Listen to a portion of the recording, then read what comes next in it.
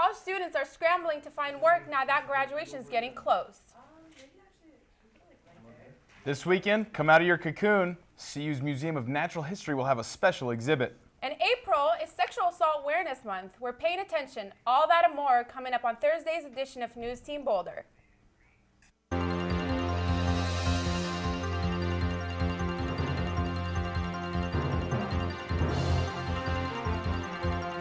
From the Roser Atlas Center and the College of Media, Communication, and Information at the University of Colorado Boulder, this is News Team Boulder.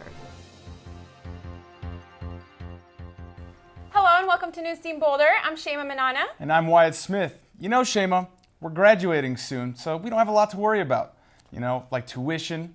But the regions have approved the freeze for tuition for students. Our reporter Tristan Bambauer has more on the story. Some say more money is more problems, but not necessarily, because with the release of this new plan, students will be able to guarantee exact tuition fees prior to going to college. There are some new changes to the old ways of paying student fees. The CU Board of Regents has decided to provide in-state college students with a fixed tuition rate for all 4 years of attending college. On the flip side, in-state college students will experience a 5% overall increase in their yearly tuition fees. Proponents of the plan say it's a great way to know exactly how much they'll be paying for education, while critics of the change say a 5% increase isn't worth it. Others have mixed views. It's gonna kind of suck for the increase now, but I think after that it'll be good, you know, that's locked in. It doesn't increase, I don't know, I guess for the foreseeable future. I don't know how long they're gonna keep it that way, I guess. Who knows what economic conditions will hold for the future, but we do know the one thing, and that is the price of tuition for in-state college students at CU Boulder will not fluctuate. I'm Tristan Bambauer, News Team Boulder. The increase for in-state students will be put into effect this fall. Anti-abortion activist Abby Johnson is scheduled to speak here on campus on Monday. After 8 years of working for Planned Parenthood, Abby decided to resign back in 2009, claiming she was disturbed by the abortions witnessed. Abby wrote a book, Unplanned, and now travels the world to share her story in hopes of raising awareness. The event will be held at the Glenn Miller Ballroom at 7 p.m. and is free and open to the public. As the summer quickly approaches, many CU students are scrambling to solidify their plan for the coming months.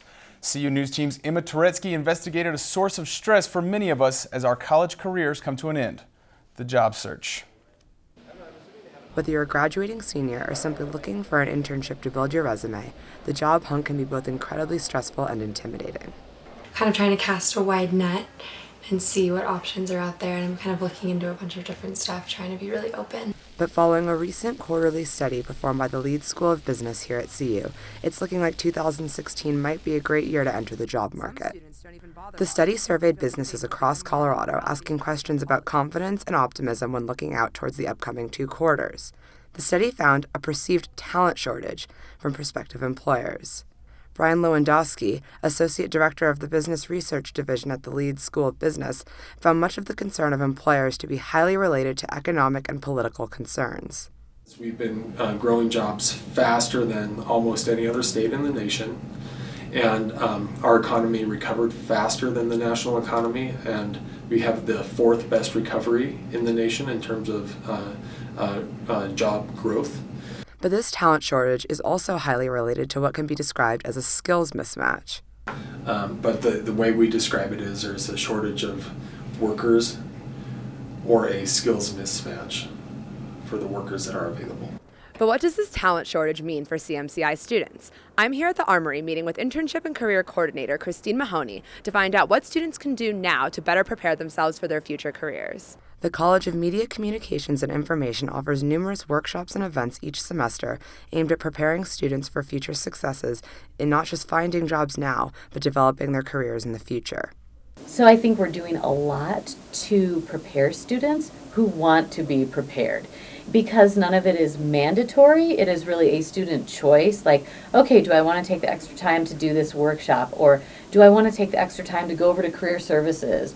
Do I want to take the extra time to investigate different programs that exist on campus? I met with Christine Mahoney a couple of times to have her look over my things and help me with my resume, my job packet materials.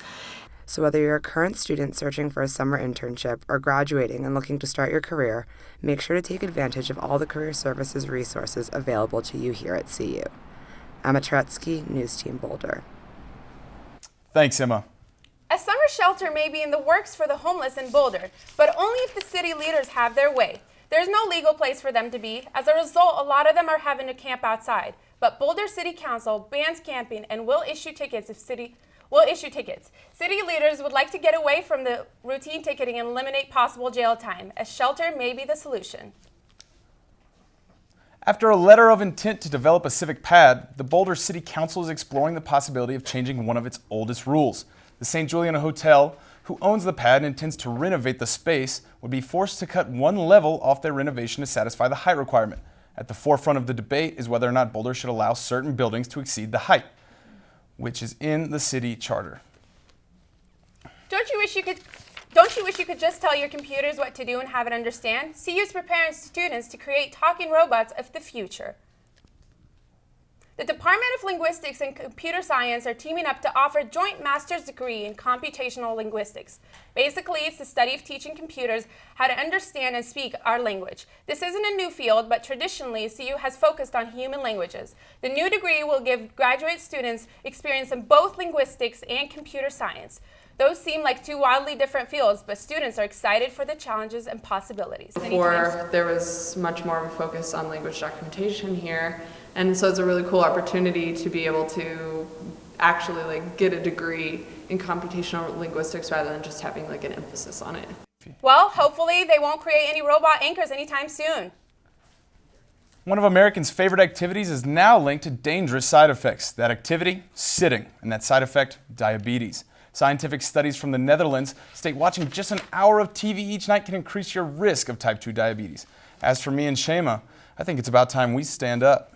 Coming up after the break, it's Sexual Assault Month, and we'll see what CU's doing to educate its students. April's Sexual Assault Awareness Month. News Team's Drew Chadway checked out what is going on to educate CU students.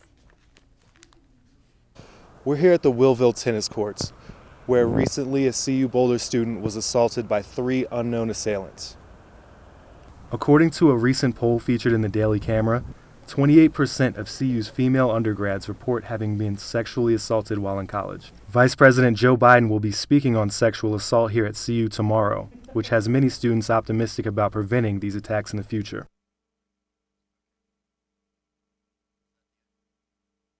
Message? Yeah, absolutely. I think that it brings national attention, and I also think that it kind of validates the cause. CU students are also getting involved in the fight against sexual assault. All next week, the CU Gender Justice League will be raising awareness for sexual assault prevention with Denim Days. On campus here, we try to raise awareness and bring education to sexual assault. There's a week of events that also really combat victim blaming that I think really happens here on our campus. Denim Days includes everything from film screenings to bake sales. Student security and safety will undoubtedly be a main topic in the Vice President's visit tomorrow. Drew Chaubey, News Team Boulder. Thank you, Drew. There will be a display by the Hazel Gates Woodruff Cottage starting next Monday. And don't forget that Joe Biden's going to be on campus to talk about sexual assault tomorrow, Shema. That's right. So, Emma, what else do you have? What don't we have going on? It's going to be an incredibly busy weekend here in Colorado with candidates from both parties and the vice president coming. However, Donald Trump disappointed Colorado Republicans by choosing not to make an appearance at the last minute. Senator Cruz will be the only GOP presidential candidate to make an appearance here in Colorado. Donald can always be counted on to take the high road and to demonstrate class. On Wednesday, GOP Chairman Kyle Coley announced that Trump would not be attending the Colorado Republican Convention in Colorado Springs, so the Republican frontrunner will be skipping out on an important swing state. As for the Democrats, frontrunner Hillary Clinton is in Colorado and is expected to attend a fundraiser hosted by Governor Hickenlooper at his home tonight.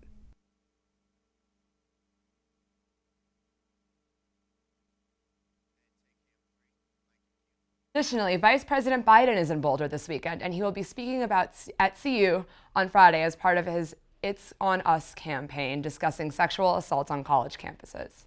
That is a lot happening this weekend. Thanks again, Emma. We'll have to make sure to keep up with all of that. With the With the 2016 elections in full swing, both political parties are trying to engage the youngest and largest voter base in the country, millennials. Future Forum, an initiative by the Democratic Party to re-engage young voters, came by Boulder this week at Avery Brewing Company. Local Congressman Jared Polis, along with former Chair Eric Swalwell and House Minority Whip Stinky Hoyer, broke into groups and discussed important issues with their constituents. Among the biggest topics, student debt, climate change, and of course, the problems with the caucuses. I felt a disillusionment about being able to get their opinion known because voting is made so difficult. And particularly the recent caucuses where there was such a backlog and so much line, people waiting in line for people. They were clearly frustrated and not happy with the system. The Colorado Democratic Caucus is over, but there are still multiple states up for grabs between Hillary Clinton and Bernie Sanders, who has won 6 of the last 7 contests. Denver International Airport is discussing moving a security checkpoint. The proposed change would move DIA security lines from where they currently sit in the Grand Hall to the ticketing counters on the 6th floor. The airport is currently accepting bids from local construction companies and hopes that the project will be completed by 2019. Baylor's Institute for Rehabilitation may be the first in a new line of innovations, robotic exoskeletons. The invention was designed to help recovering stroke and paralysis patients. The engineering relies on the operator's sense of weight shifting to create the motion of walking. Research is ongoing, but the Institute hopes having robotic walkers can someday be affordable and user-friendly. The CU Museum of Natural History will be debuting a new exhibit this weekend. Kaylee Fisher is at the museum now to tell us more. Kaylee? That's right, guys. This new exhibit, Becoming Butterflies, will open this Saturday, April 9th, and will share with visitors the world of butterflies and the role they have on human life. The newest exhibit at the museum will allow visitors to see brilliant images and videos of Colorado butterflies and explore displays from the CU Entomology collection. It's been about a 6-month process. We started thinking about this about a year ago, and Dean wrote us into one of her NSF grants. The exhibit will span over 1,500 square feet and will focus on the life cycle of a butterfly as it transitions from an egg to an adult. I love the graphics. I think they're just beautiful, and we have some really great specimens that are going to go along with those. So, although adult butterflies capture the most attention, 95% of a butterfly's life is spent at the larval stage, and 99% of the butterfly's impact on the environment occurs in that larval stage. 4 species of butterflies native to Colorado will be featured in the exhibit. In conjunction with the exhibit, the museum will also be hosting 2 public lectures, one about the biology of butterflies and the second about Colorado's native butterflies. Both lectures will be free and will be on April 20th and April 25th at the museum. The museum will host a family day on April 9th from 10 to 4, where visitors can learn all about butterflies, make art, and even make their own butterfly garden. These activities will be free to the public. Kaylee Fisher, News Team Boulder. Thanks so much, Kaylee. The museum will be open from 9 to 4 on Saturday, April 9th, and is free to all visitors. And your walk to the museum should be a nice one. Sam Sharp is in the studio with more on the weekend's weather. Thank you, Tucker. Coming up, I've got the weather for you today. Get excited, folks. It looks like spring has arrived with temperatures heating up all across the country. Hey guys, I'm Sam Sharp and I've got great news for y'all today. It is warming up all across Colorado, and that includes our very own weather in Boulder. So, the weather in Boulder today is going to be a high of 55, and as you can see, the humidity is a high of 61%. That's actually kind of a lot considering how dry Colorado usually is. So maybe don't use too much lotion today. And next, I have the statewide weather. We've got nice highs here with Denver and Fort Collins, a high of almost 70, and it's going to even warm up in the mountain towns. We see Aspen with a 59 degrees today and Grand Junction with a high of 73. And next, on to the nation's weather. It's going to warm up as well. On the East Coast, you'll see we have a high of 70s on the coast, going more inland, 80 degrees. And on the East Coast, it's going to be highs of 50s and 60s. And going down to the south, it's going to be pretty warm. And unfortunately for Oklahoma, it's not looking too good. The heat combined with the dry climate, there's some wildfires going on today. And the state experienced their biggest fire this morning in the Northwest area. As a result, Governor Mary Fallin expanded a state of emergency to include 11 counties. State forestry officials say the fire is only 20% contained and has burned 50,000 acres. On to the 4-day forecast here in Boulder, Colorado. It's looking beautiful. We've got a high of 63 tomorrow for Friday, a low of 44, a high of 69 Saturday, low of 46. On Sunday, it looks like a high of 64 with a low of 42. And on Monday, a little bit cloudy, but mostly sunny, high of 55, low of 44. Do you know what this weather means? It means it is time to get outside, go hiking, go to the farmer's market on Saturday that just started back up last week. And, you know, if you're a college student, I think it'd be fun. Go play some beer pong, go do your thing outside. And that is it for weather. That's all I have for you guys today. Back to you guys at the desk. It sure is turning into a beautiful spring season. That's right, and spring sports are here. Lucky us. Lizzie Vogel's here to talk about them. Thanks, guys. Are you ready for some football? Well, spring football, that is. CU is set to kick off their annual spring scrimmage this Saturday at Folsom Field. The Rockies wrap up a trip to the desert with another impressive performance from Mr. History in the Making himself, Trevor Story. And for the first time in program history, CU women's lacrosse will be losing a player. We've got those stories and more coming up in sports. Colorado football's annual spring game is this Saturday. Scrimmage begins at 1. Head coach Mike McIntyre wraps up his fourth spring season at CU. The Buffaloes will be making big changes both offensively and defensively under new coordinator Jim Leavitt and Darren Chavarini. All eyes will be on junior wideout big play Shea Fields as well as inside linebacker Rick Gamboa. Coach Mack is looking for a productive and physical scrimmage. Fans can stick around after the game and can take part in a selfie session on Folsom as well as a self-guided tour of CU's new Champion Center. One major league player has a hot bat, just 3 games into the 2016 season. And this slugger happens to be in our own Colorado backyard. The Colorado Rockies capped off their 3-game series against the Diamondbacks with a 4-3 win, led by shortstop rookie sensation Trevor Story. Story hit a 2-run home run off Patrick Corbin in the top of the first inning, making that his 4th home run in just 3 short games. He now becomes the first MLB player since 1913 whose first 4 career hits are home runs. The Rockies were given 1 in 300 odds to win the World Series this year, but that was before we met this Trevor Story, who is single-handedly showing the world why the Rockies shouldn't be counted out. Colorado women's lacrosse has been steadily improving each year, but for the first time in program history, they will lose a player at the end of the season. Our Andrew Hobner has more on CU's lone senior. Take a look at the Colorado women's lacrosse program, and you'll only find one senior on the roster, Sarah Lautman. In the program's 3rd year in Division I, Lautman is unique because she's been with the team for 4 years. And no, you didn't hear that wrong. In high school, it was my dream to play Division I lacrosse. I kind of gave it up in a way to come to the school that I wanted to come to, and CU had a really good club program, so it was going to be a good, competitive way to still play lacrosse.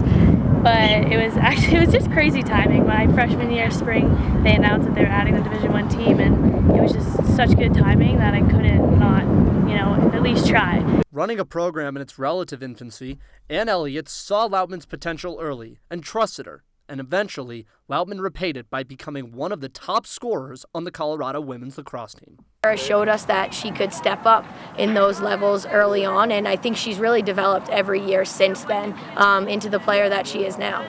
But more than the development, the move from club to Division I, a completely different time commitment and level of competitiveness, makes Lautman's jump all the more impressive.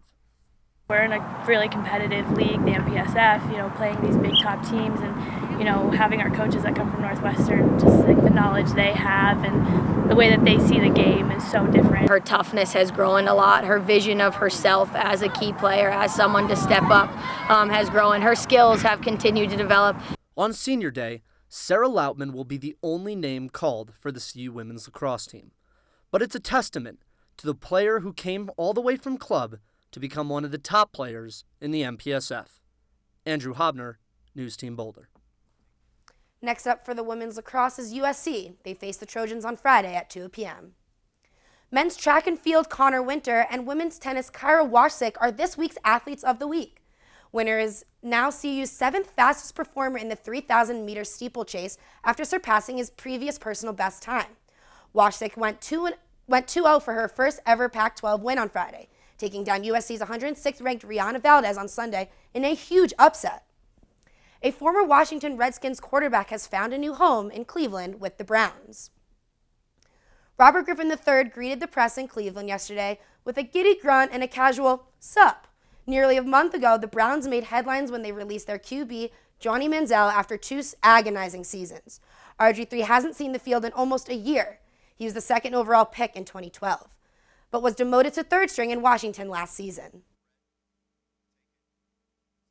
I just want to play ball, man. I'm excited to be here last year. Didn't have an opportunity to play football, so to have that opportunity here and compete and grow, it's truly a blessing. Both the Browns and RG3 will be taking big chances on one another this upcoming season. However, head coach Hugh Jackson plans to find a way to maximize what Griffin does best and minimize his shortcomings. The University of Colorado men's golf team made up a 4-shot deficit on Tuesday at the Cowboy Classic in Wyoming. They ended up taking the lead after 4 holes and finished with an 8-shot victory.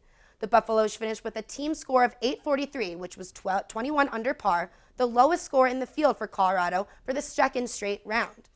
And more with golf, beauty will meet greatness as the 82nd annual Masters in Augusta kicks off today and into this weekend.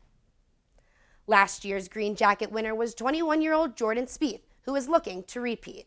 But like most veteran golfers and fans know, repeating a major, let alone the spectacular greens of Augusta, is not an easy task. Spieth teed off early this morning alongside Paul Casey and amateur Bryson DeChambeau. 45-year-old Phil Mickelson tees off in pursuit of his 4th Masters victory, and Rory McIlroy will be looking for the first green jacket ever, coming in 4th last year. Other frontrunners include Ricky Fowler, Adam Scott, and Charlie Hoffman.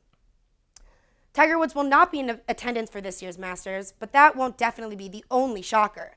Experts are predicting that a double-score victory is going to win this year. But the best part about this is nobody really knows for sure.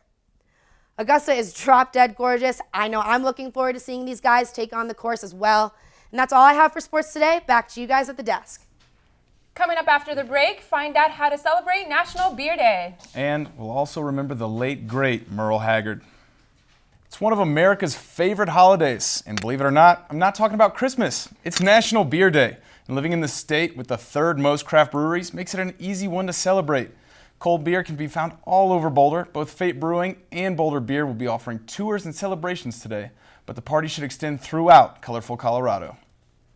Double take. Hong Kong graphic designer Ma spends $50,000 to create a celebrity doppelganger. The robot, which Ma calls Mark 1, looks exactly like Scarlett Johansson. The Johansson android is capable of moving her limbs, changing her facial expressions, and can even engage in conversation. When Mark 1 is told she's beautiful, she responds giving a slight smile and saying thank you. Ma has spent a year and a half creating the celebrity robot and says it was his childhood dream to do so. Sad news coming out of Northern California yesterday. Country music legend Merle Haggard passed away. It was the outlaw's 79th birthday. Fellow country stars from around the nation have taken to Twitter to pay their respects to one of Western music's true pioneers, including his youngest son Ben, who released a touching tribute, the link to which can be found on our Twitter account @NewsTeamBoulder. Can money buy happiness? Well, according to a new Cambridge University study, a survey of 77,000 bank accounts found that those who tended to have more money on their accounts had a lifestyle and attitude that responded more positively to the survey than those who made less than their counterparts. Research says activities that those with more money engage in, like going out for dinner and drinks with friends, translated to responders to the survey saying they are happier because of the time they spend with their friends. It seems to me that the ultimate education here is buying good friends. I'm all for that. Well, Shema, National Beer Day. Where do you plan to celebrate? I'm not really a beer drinker, so I don't think I'm planning on celebrating. What about you, Tucker? Well, I think I plan to celebrate at home on my couch, watching some baseball, drinking some cold Miller Lite. Not much of a craft beer guy myself. Cool. Are you going to the spring game? I do plan to go to the football spring game. Unlike most people, I'm really intrigued with the specialist, the kicking game, you know. Diego Gonzalez, a foreign guy. Lots of the foreign students like it, but, you know. Well, that's all we have for you guys today. From all of us here at News Team, thank you for watching, and we'll see you right back here on Tuesday. I'm Shema Manana. And I'm Wyatt Smith.